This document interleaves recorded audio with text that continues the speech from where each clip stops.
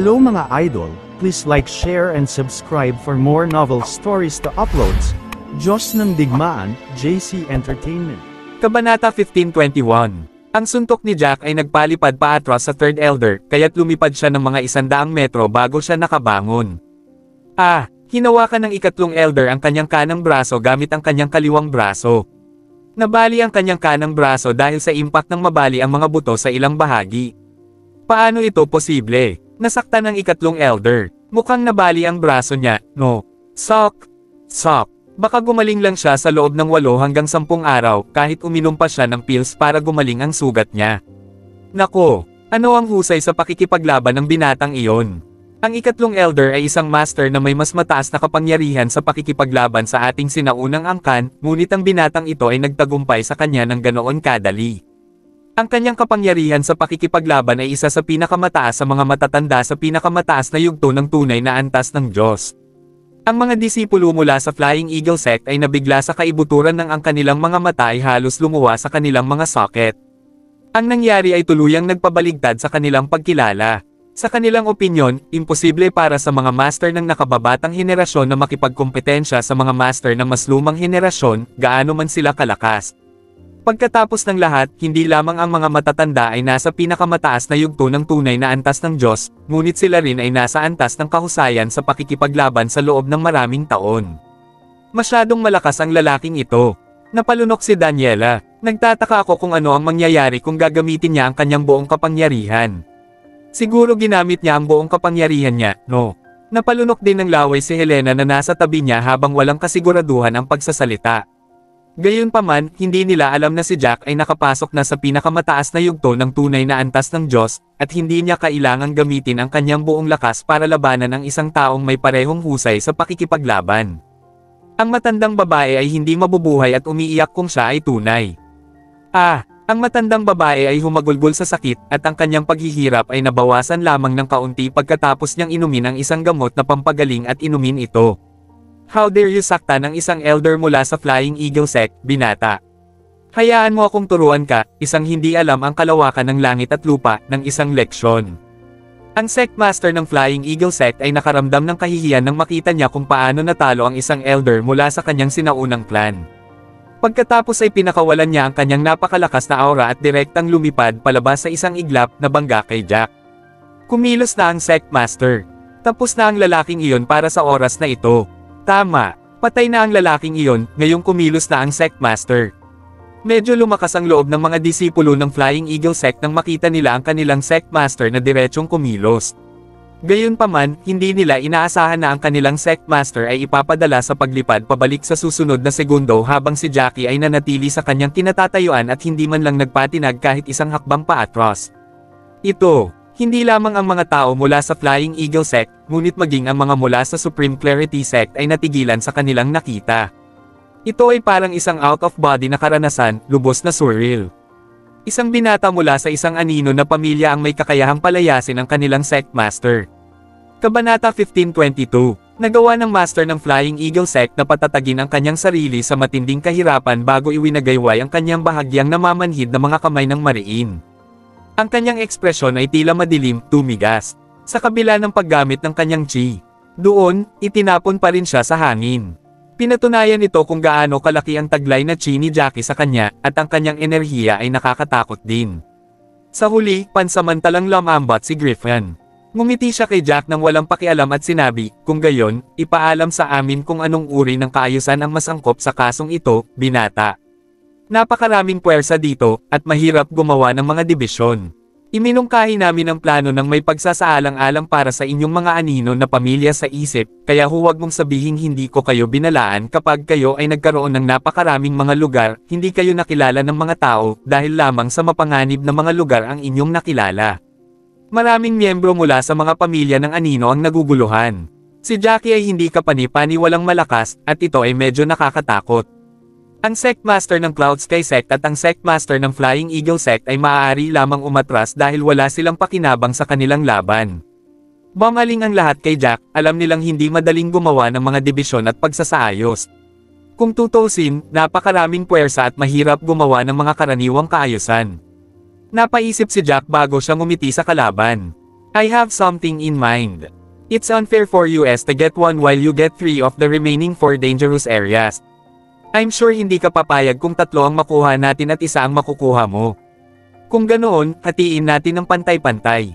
Kayong 3 sinaunang clan ay maaaring pumili ng 2 sa mga delikadong lugar at ang natitirang 2 ay kabilang sa mga pamilya ng anino.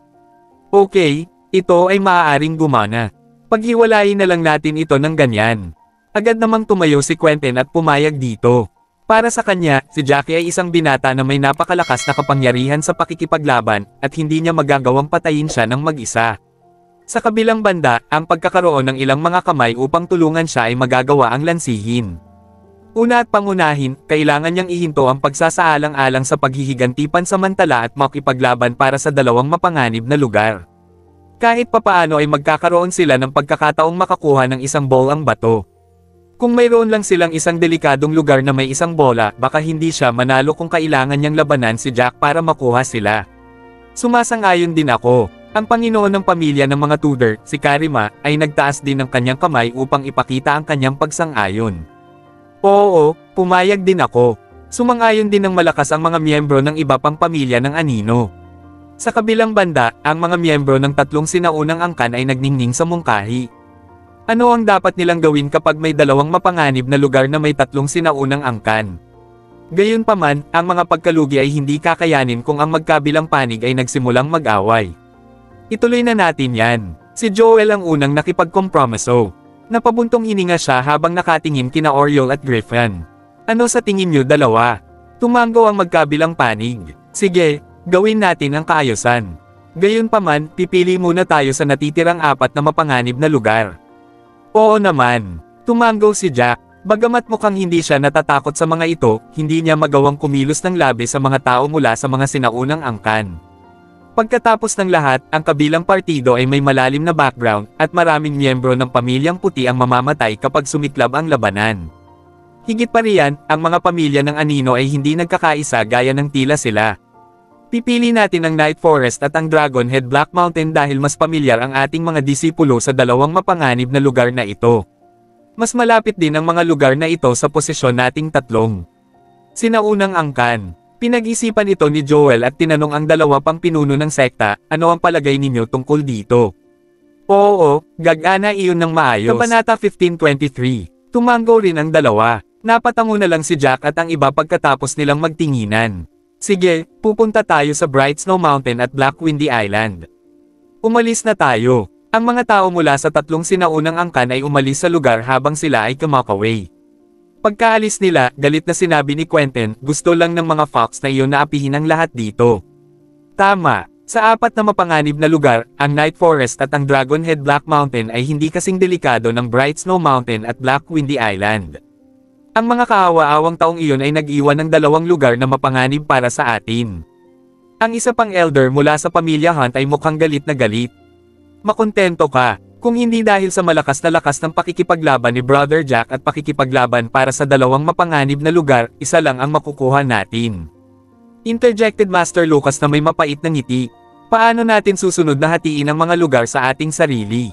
Ano ang tungkol dito? Nasaksihan ng lahat ang lakas ng labanan ng mga kahangahangang pamilya ng White ngayon at ang pamilyang puti ay umuunlad pa nga sa isang kahangahangang bilis, kaya sa palagay ko mas mabuti kung ang pamilyang puti ay pumunta sa Black Windy Island. Ang iba pang mga pamilya ay maaaring pumunta doon kung gusto mo rin, mungkahi ng nakangiting Quentin pagkatapos pag-isipan ng bagay na iyon. Master Hunt, walang sinabi ang pamilya mo noong ipinaglalaban namin ang karapatan ng iba, kahit na ang pamilya mo ay kilala sa publiko bilang ang pinakamakapangyarihang pamilya sa mga anino na pamilya. Si Jack ang sumulong para labanan ng Sect Master o Elder. Haha, ngayong nagtagumpay kami, gusto mo talagang pumunta kami, ang pamilyang puti, sa Black Windy Island. Lumapit si Kenneth at sinabing may malamig na ngiti, sa palagay ko alam ninyo na hindi lamang mapanganib sa mga dagat ng Black Windy Island, ngunit ang mga dagat ay puno ng napakaraming halimaw na hayop. Gusto mo kaming pumunta dahil hindi magiging smooth ang paglalakbay, di ba? Hindi ka ba medyo walang hiya? Ikaw. Galit na galit si Quentin sa kanyang pag-angkin, kahit na ang kanyang mga kamay ay nanatiling nakaakbay sa likod niya.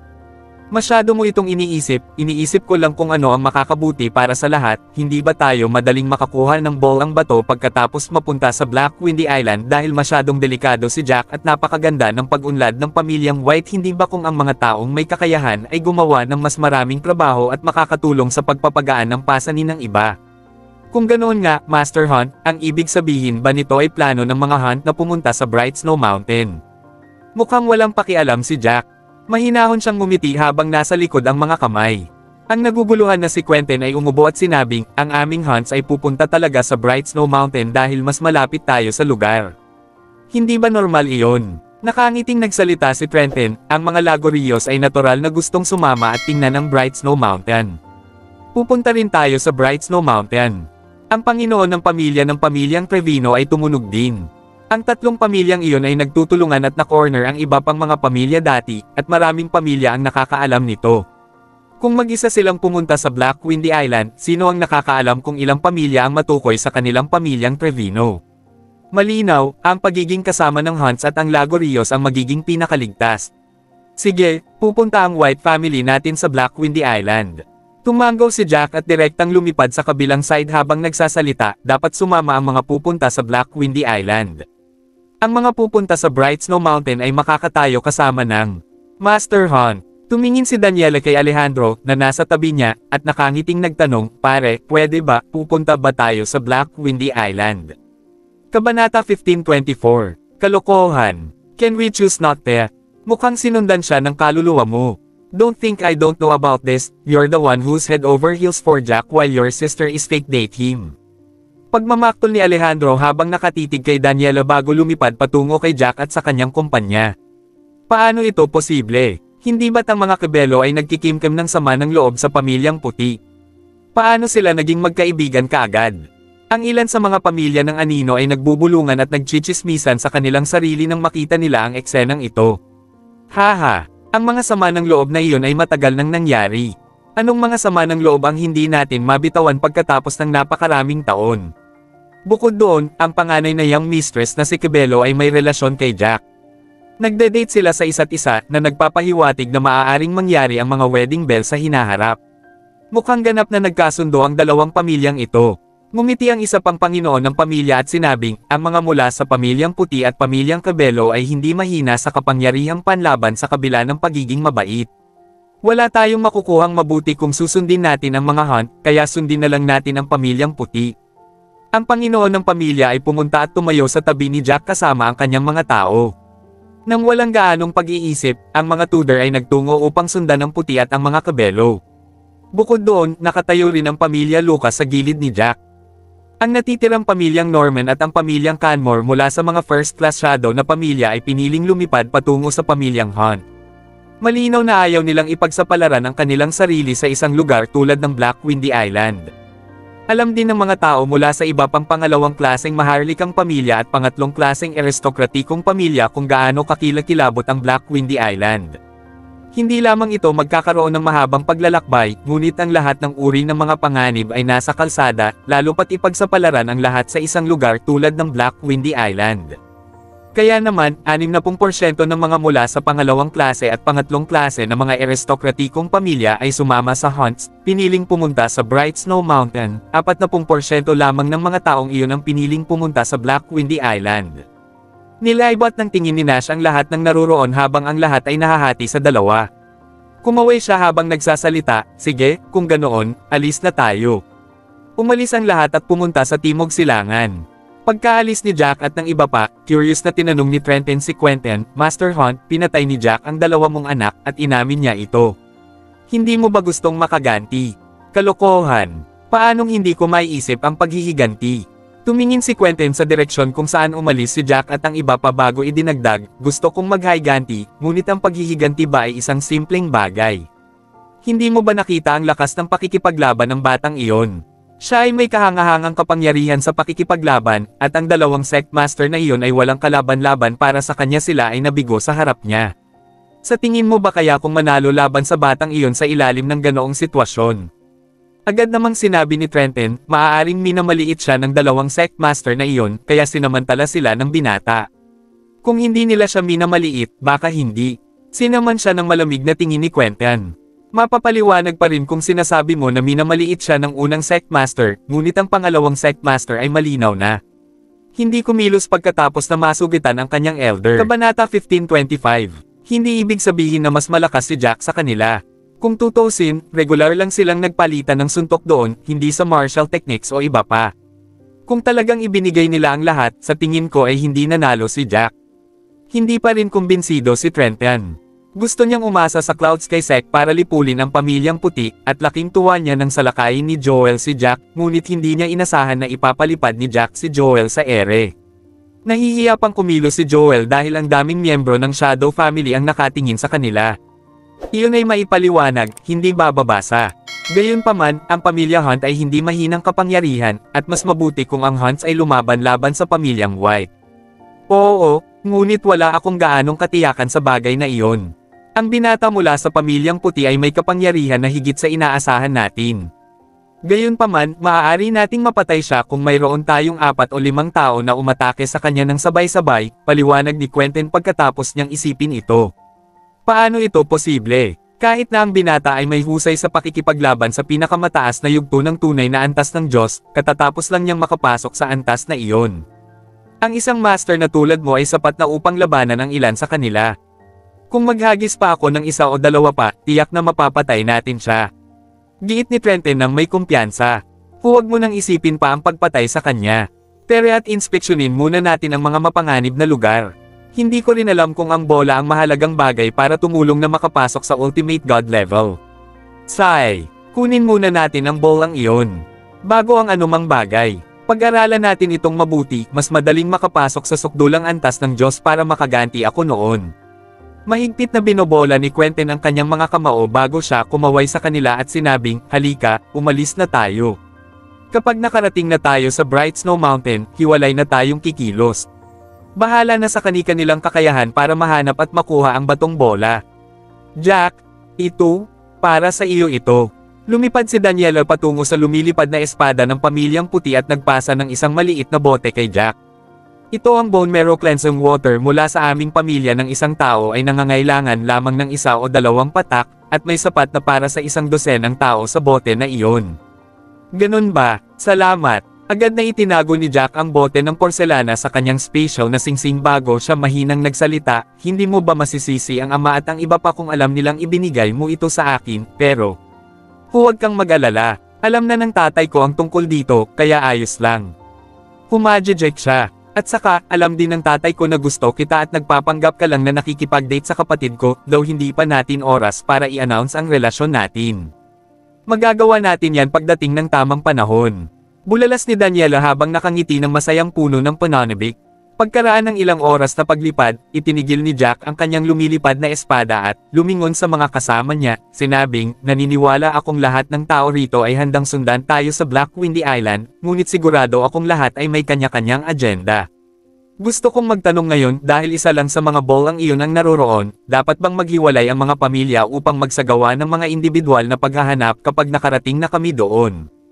Kung magkikita tayo, rest ba natin ang bola o dapat sabay tayong pumasok at walang kikilos mag-isa? Tama, isa lang sa mga ball ang iyon ang nasa lugar na iyon, kaya ano ang dapat nating gawin? Kung magkahiwalay tayo, tiyak na mas malaki ang sakripisyo, ngunit kung hindi, lalaban pa rin ang lahat kapag nakita natin ito. Sumimangot, ang isang family master mula sa isang third-class na aristokratikong pamilya. Pagkatapos ng lahat, ang mga tao ay makasarili, at lahat ay gustong makuha ang batong bola. Paano kung natutunan nila ang isang bagay mula sa kakaibang bola ng bato at makapasok sa pinakamataas na antas ng Diyos? Ito ay isang mahalagang bagay na gustong makuha ng lahat. Sa hitsura nito, ang pamilyang puti ay may magandang relasyon sa mga kabelo at sa mga Tudor. Kung ang bolang bato ay talagang lumitaw sa harap ng lahat, maaari silang labanan hanggang kamatayan para sa bola. Kabanata 1526, wala akong pagkakataong talunin ka kung lalaban tayo para sa bola. Sinulyapan ni Alejandro si Jack at ngumiti ng mapait. Nakita ko mula sa iyong kapangyarihan sa pakikipaglaban ngayon lang, at tiyak na hindi ako mapapantayan para sa iyo. Marami ang nagulat nang marinig ang matapang na salita ni Alejandro. Pagkatapos ng lahat, siya ang Panginoon ng pamilya ng mga kabelo, isang master ng isang first class na aristokratikong pamilya. Ang lakas ni Jack ay dapat na napakalakas para sa gayong Panginoon ng pamilya na maangkin ang gayong mataas na papuri sa isang walang malasakit na paraan. Sa isang tipid na ngiti, iminungkahi ng isang family master ng isang second-class na aristokratikong pamilya, na nasa huling yugto ng true God level. Sa palagay ko, magkakaroon lang tayo ng ganoong pagkakataon kung magkahiwalay tayong maglalakbay. Kung magkahiwalay tayo ng landas at walang ibang kasama natin, ang mga taong may mababang husay sa pakikipaglaban na tulad natin ay magkakaroon ng pagkakataong makuha ang bola kapag nakita natin ito. Sagot ng isa pang family master, hindi ba tayo magkakaproblema kung magkahiwalay tayo ng landas pero makakatagpo tayo ng napakalakas na halimaw sa Black Windy Island? Bukod pa riyan, maraming mga katutubong master sa isla at malamang na atakihin nila tayong mga mainland sa paningin. Ang mga katutubo na ito ay tiyak na may mataas din na kahusayan sa pakikipaglaban. Ito ang dahilan kung bakit agad na pinili ng mga snow hunt. Tama, totoong garantisado ang ating kaligtasan kung magbibiyahe tayo kasama ang mga masters mula sa White Family, Cabello Family, Lucas Family, at Tudor Family. May lakas sa mga numero, kung tutuusin. Gayunpaman, hindi tayo magkakaroon ng pagkakataon na makuha ang batong bola. Napabuntong hininga ang dating family master. Alam nila na ang isang mahalagang kayamanan, isang bagay na handang ipaglaban ng lahat, ay lumitaw, ngunit hindi nila kayang tumayo sa parehong antas ng ibang mga pamilya. Sila ay mababa, gayunpaman, hindi niya mapalampas ang paglalakbay na ito. Maaari siyang magkaroon ng swerte kung pupunta siya, gaano man ito kababa, at ang hindi pagpunta ay ganap na mawawala ang pagkakataon. Mahirap para sa kanya na baguhin ang kanyang kapalaran sa buhay na ito kung iyon ang kaso. Ang pag-iisip na makamit ang pinakamataas na antas ng Diyos ay lubos na natukso sa lahat, maging ang mga nasa antas ng kalahating Diyos. Ang family master ng pamilya Lucas ay tumingin kay Jack at nagtanong, "Jack, kapatid ko, ano sa palagay mo tungkol dito?" Ang lakas ng pakikipaglaban ni Jack ay lubos na nakakumbinsi sa kanya, ngunit naramdaman din niya na ang mga miyembro ng pamilyang White ay hindi kikilos ng malupit o tuso. Halimbawa, kinasusuklaman nila kung paano nagtutulungan ang pamilya Hunt at ang iba pang mga pamilya noong nakaraang kompetisyon sa antas ng Master. Sino ang nakakaalam kung ano ang mangyayari sa mga sumunod sa pamilya Hunt sa mapanganib na lugar? Noon niya tinitimbang ang kanyang mga pagpipilian bago siya tuluyang sumali sa party na aalis patungong Black Windy Island. At least naramdaman niya na medyo magiging open si Jack sa paraan ng pag-arte niya, ito ay mas mahusay kumpara sa pakikipaglaban sa mga makasalanang tao. Inisip ni Jack ang sitwasyon bago siya sumagot, "Nakikita ko na may humigit kumulang 200 pamilya dito. Pinag-isipan ko ito ng mabuti, at hindi mahalaga kung ang pamilyang puti o ang pamilyang kabelo. Lahat ay maaaring magdusa ng malaking pagkalugi kung magkahiwalay tayo. Sa kabaligtaran, bakit hindi tayo magtulungan? Kailangan nating magtrabaho bilang isa, lalo na pagkatapos nating pumasok sa Black Windy Island." Kung iyon ang kaso, lahat ay magdurusa. Kung tungkol sa mga bola, medyo kakaiba ang mga ito. Ang mga mula sa Divine King Sect ay tumingin sa kanila sa loob ng isang buong gabi. Mayroon silang 3 bola, at sigurado ako na higit sa isang tao ang nag-aaral ng mga bola, at malamang na 3 tao ang nag-aaral ng tigi-isang bola ngunit hindi natuto ng anuman. Gumagawa ako ng matapang na hula dito. Dahil may 7 ball ang natutunan sa 7, walang natutunan mula sa 7 na mga bola dito, ball ang bato. Ano ang ibig mong sabihin? Kailangan ba nating tipunin ang lahat ng 7 ball ang bato at pag-aralan ang mga ito ng sama-sama para malaman ang mga sikreto ng pagpasok sa pinakamataas na antas ng Diyos? Kabanata 15:27. Natigilan si Master Lucas sa teorya ni Jack, ngunit habang pinag-iisipan niya iyon, unti-unting napalitan ng pagtataka ang kanyang ekspresyon. Tumango si Jack. Ang stone ball ay hindi isang spirited grass o ilang spirited fruits, at nakita ng lahat na hindi rin ito isang martial art technique. Dahil dito sigurado akong walang lalabas sa pag-aaral ng isang solong stone ball, kahit kanino man ito mapunta o ilang taon mo itong pag-aaralan. Posible pa nga na walang matutunan ang 7 tao mula rito, hindi. Mukhang may katuturan ang iyong mga salita. Pinakamainam kung susubukan nating bawasan ang bilang ng mga taong isinakripisyo. Kung tutuusin, walang sino man ang nagnanais na masyadong maraming tao sa kanilang pamilya ang mamatay sa lugar na iyon, tama? Sa pagkakataong ito, ang ilang puwersa ay maaaring magdusa ng malaking pagkalugi kung hindi sila magplano ng maaga. Tingnan mo ang Divine King Sect, napakaraming masters na ang nawala sa kanila. Pagsang-ayon ni Shirley sabay tango. Bakit hindi natin ito gawin sa halip kung makatagpo tayo ng anumang masiglang damo o prutas, titipunin natin ang mga ito sa isang martial ring at ibibigay ito sa isa sa atin para sa pag-iingat. Paghiwalayin natin sila ng naaayon pagkatapos nating umalis sa lugar. Siyempre, ang mga pamilyang gagawa ng higit pa ay makakakuha ng higit pa, at ang iba ay makakakuha ng mas kaunti. Lahat, kailangang maging handa na makatagpo ng mga halimaw na hayop. Paano iyon? Mabuti, magagawa iyon. Tuwang-tuwa ang mga miyembro ng pangalawang klase at ikatlong klase ng mga aristokratikong pamilya nang marinig ang mungkahi.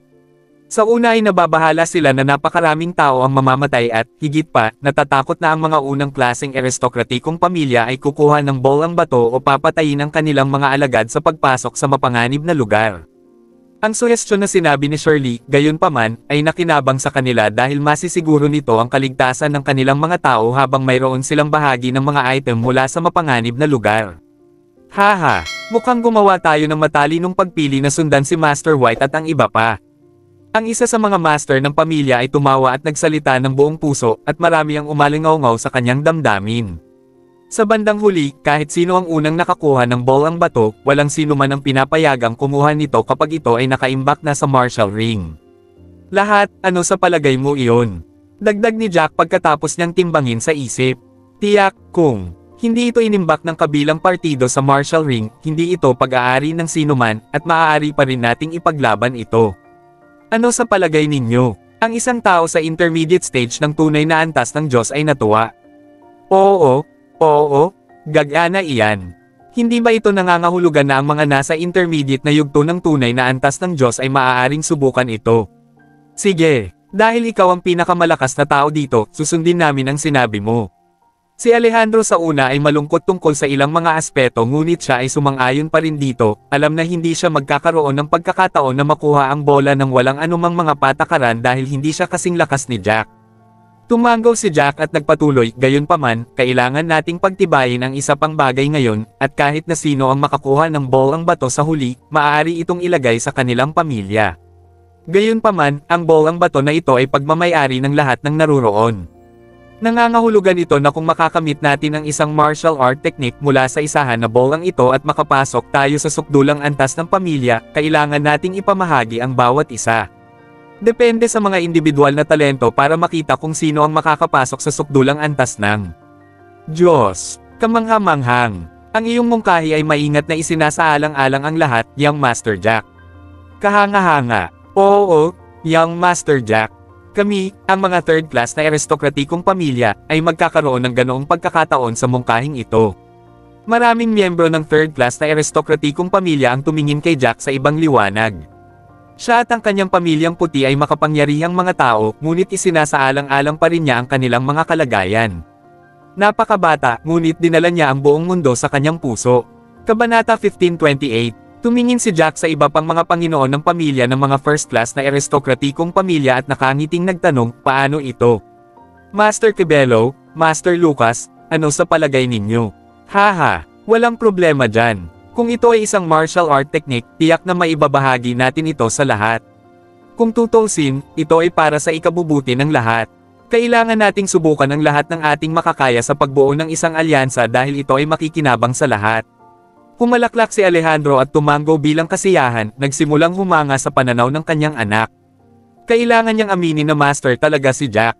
Hindi lang siya talented, pero maganda rin ang ugali niya.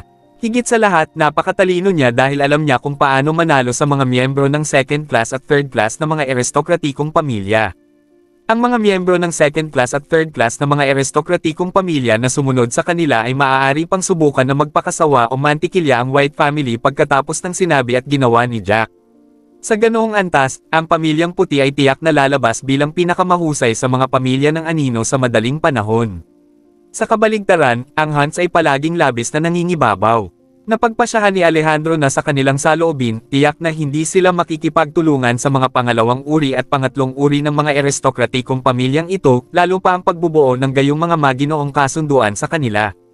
Ang pag-uugali na iyon ay tiyak na magtutulak sa kanila na labanan ang iba sa pagpasok sa mapanganib na lugar, at sila ay magdurusa ng malaking pagkalugi para dito. Malamang na ang pangalawang class at third class na mga aristokratikong pamilyang ito ay hindi magpapanatili ng matalik na ugnayan sa pamilyang Hunt, magkakaaway lang sila at sa halip ay magkakaroon sila ng mahirap na relasyon. Naisip ito ni Shirley at nagtanong, mukhang magagawa iyon, Jack, ngunit ito ay sa ilalim ng mga pangyayari kung saan nakakakuha tayo ng mga diskarte sa martial art mula sa mga bolang bato. Paano kung ito ay isang solong bagay? Halimbawa, paano kung ang bolang bato ay maaaring ubusin pagkatapos ng lahat? Paano kung ito ay sapat lamang para sa isang tao na makalusot sa sukdulang antas ng Diyos? I won't that we will share that, we won't share that, mga posibilidad. Malinaw na pinag-isipan iyon ni Jack nang agad niyang sinagot, mas simple iyon, ang bolang bato ay pag-aari ng sinumang nakakuha nito.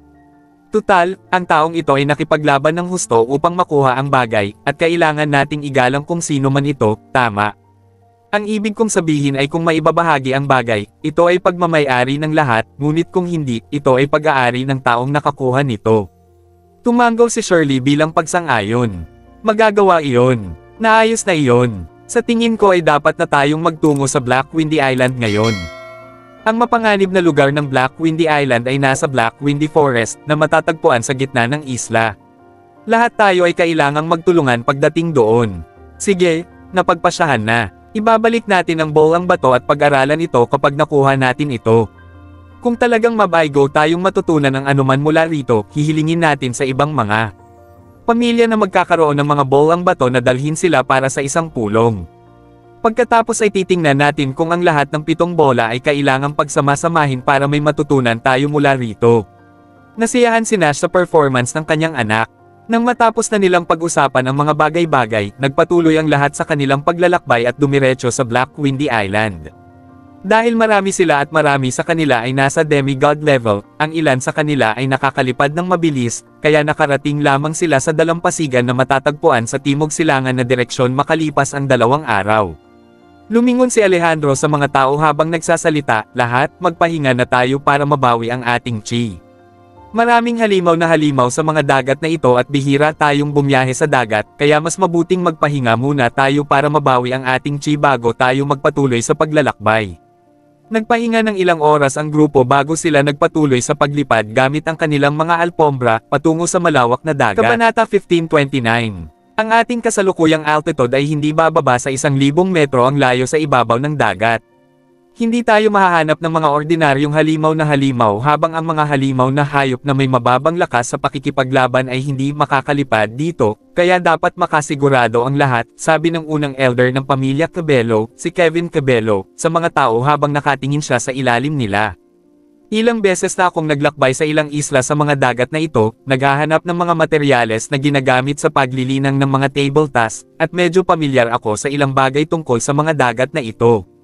Tumingin si Jack sa unang elder na nakatayo sa lumilipad na carpet at sinabi, Unang Elder Cabello, interesado ako sa iyong sinaunang libro. Dahil mayroon tayong natitirang oras at mahabang paglalakbay bago tayo makarating sa Black Windy Island, maaari ko bang tingnan ang iyong sinaunang libro? Nawala ang ngiti sa mukha ni Kevin habang nanginginig ang gilid ng labi niya. Ang batang ito ay may sapat na katapangan upang gumawa ng ganoong kahilingan. Hindi ba niya alam na kahit ang kanilang Panginoon ng pamilya ay kailangang makipag-usap sa kanya kung gusto niyang tingnan ang kanyang sinaunang libro, at maaari lamang niyang basahin ito sa loob ng limitadong panahon. Sandali siyang natigilan bago siya nakarecover pagkaraan ng ilang segundo, at sinabing, haha. Kabataang kapatid na Jack, walang kawili-wili sa aking sinaunang libro dahil mayroon lamang mga pagpapakilala sa ilang materyales sa tableta at mga remedyo ng tableta, bukod sa ilang impormasyon tungkol sa gamot at iba pang bagay. Huminto sandali si Kevin bago siya umiyak, buntong hininga. Akala ko noon ay makakahanap ako ng mga paraan upang makapasok sa pinakamataas na antas ng Diyos mula sa aking sinaunang libro, ngunit nasumpungan ko ang aking sarili na nabigo sa hindi ko mahanap ang anuman kahit gaano ko pa ito pinag-aralan.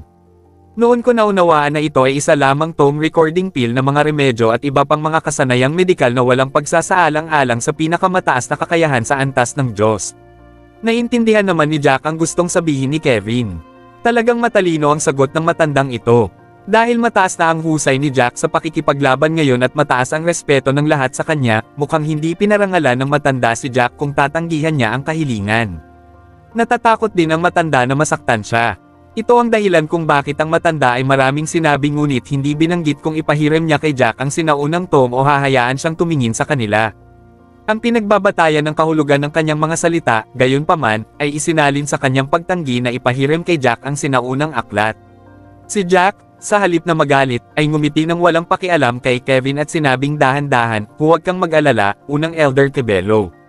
Hindi ko babasahin ang iyong libro ng walang kapalit. Basta't ipinangako mo na hayaan mo akong tingnan ang sinaunang tomo, ipinapangako kong palitan kita ng pangalawang gradong intermediate pill na remedyo sa iyo. Maaari pa nga kitang turuan kung paano magtanim ng mga table task. Isang pangalawang baitang intermediate pill na lunas. Naningkit ang mga mata ni Kevin nang marinig ang mga katagang iyon. Ito ay maaaring ituring na isang mahalagang bagay na bihira nilang makita.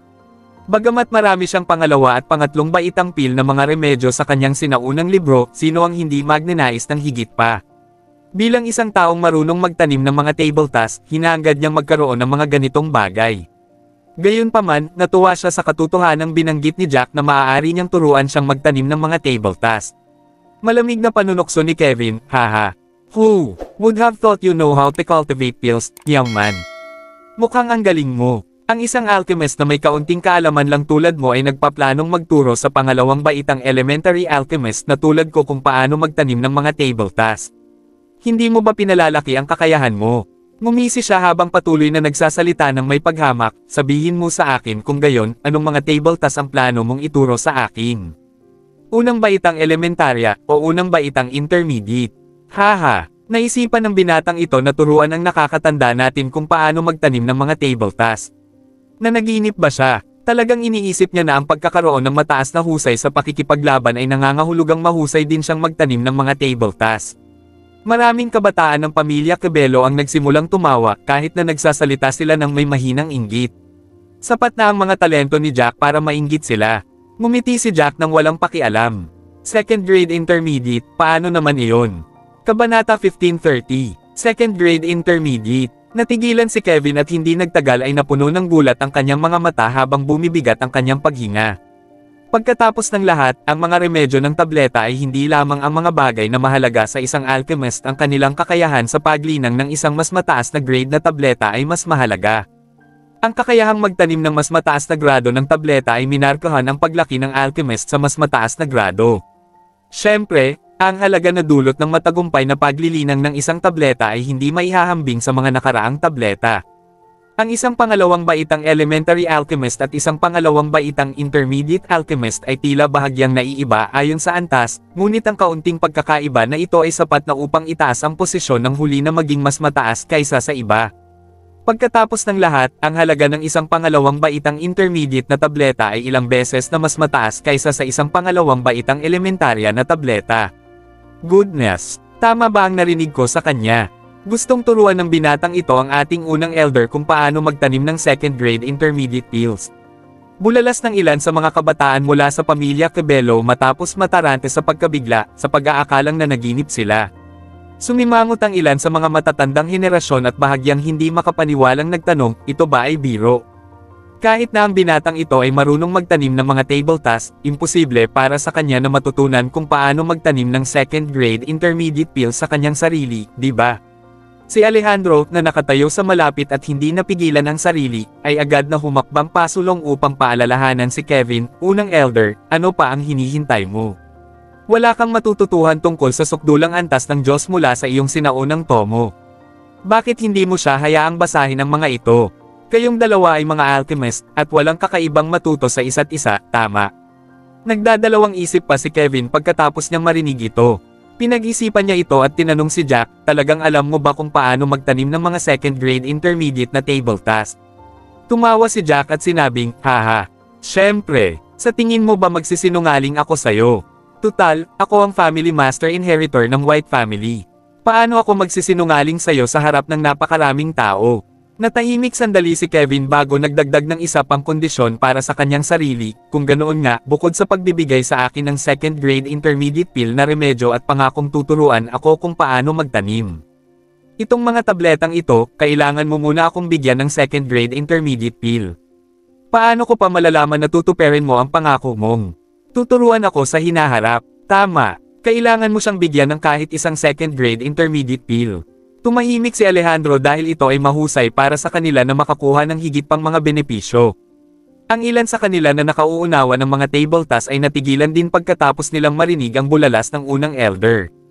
Ang dalawa sa kanila ay sumulong pa upang tingnang mabuti, at mayroon ng isang halatang layer ng parang ulap na texture sa ibabaw ng tableta. Please subscribe and hit the notification bell for more novel stories.